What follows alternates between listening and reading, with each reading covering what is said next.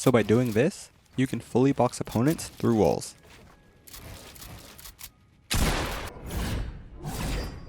So yeah, it's not clickbait. I don't know how no one's found this out before, but you can actually pretty much fully box someone through walls. Here's how. The way it works is when you back up into a wall, your camera has to move closer to you so it's not blocked by the wall behind you. The actual scripts Epic uses are pretty complex and even takes into account the size of your weapon. That's why when you take out some weapons, like RPGs, the camera moves over slightly so your reticle isn't blocked.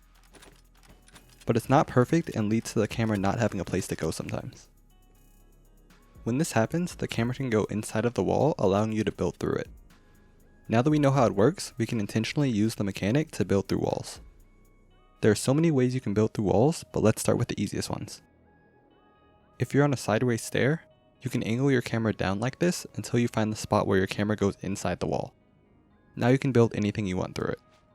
You can get the back wall, side wall, floor, ceiling, cone on top, and even the stair and cone inside. The only piece you can't get from this angle is the right wall.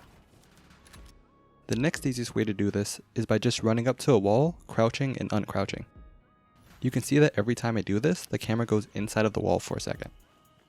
So if you just turbo build while doing this, you can place it through. So if someone is sitting in their box without a stair in it, it's completely safe to do this because either they make an edit that allows you to get the stair in, or you do this trick and get the stair in anyway. The next way, my favorite way, is fully boxing someone when they push your wall. Say you're boxed up and someone pushes your wall. Just edit up the front left corner of your cone to get under it, and walk as far right as you can. Then you can get the floor, ceiling, back wall, left wall, a stair inside, and even the cone on top. Technically you can't get the right wall, but if you make a right window here, you can then get the right wall, and it's impossible for you to get shot through the tiny hole there. Fair warning, it's not easy to do at first. You'll have to practice it a lot, but after you work at it, you should be able to do it really quickly like this. I've practiced it a lot and don't have it perfect yet, but I still have some tips later in the video to help you out. But first, let's look at all the other things we can do with this mechanic. It works diagonally as well.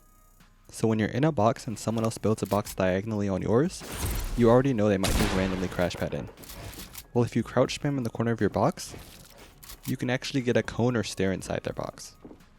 So instead of them crash padding into your box, they'll end up flying through the air where you can beam them.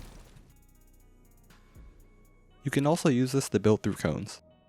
If you move to the front right of the cone when inside of it, you can once again almost full box your opponent through the cone. But you have to place the build in the right order. You can place all the same builds you could with the wall mechanic, but make sure you put the front wall last because once you place it, you won't be able to place through the cone and wall together. After that, you can just edit the cone and then make a window to finish the box.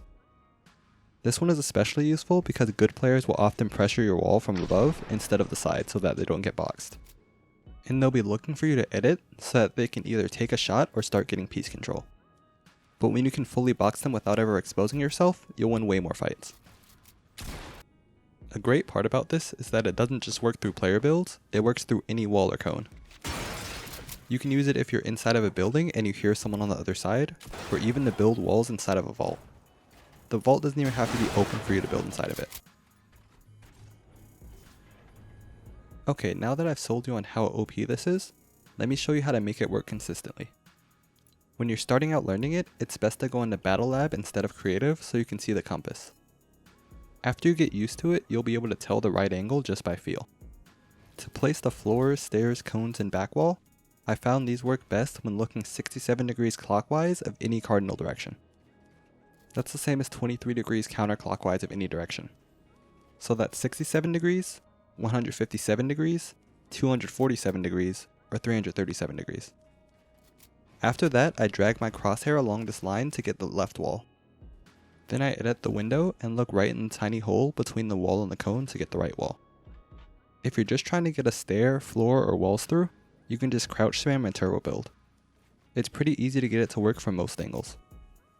You can even get a sideways stair through the wall if you want. However, it's really difficult to get multiple pieces through because the frame window is so short. To get around this, I bound crouch to scroll wheel so that I can get all the pieces through almost instantly. Building through the cone is a bit trickier. The floor, stair, and walls are all the same, but to get the top, ceiling, and roof, you have to be very precise.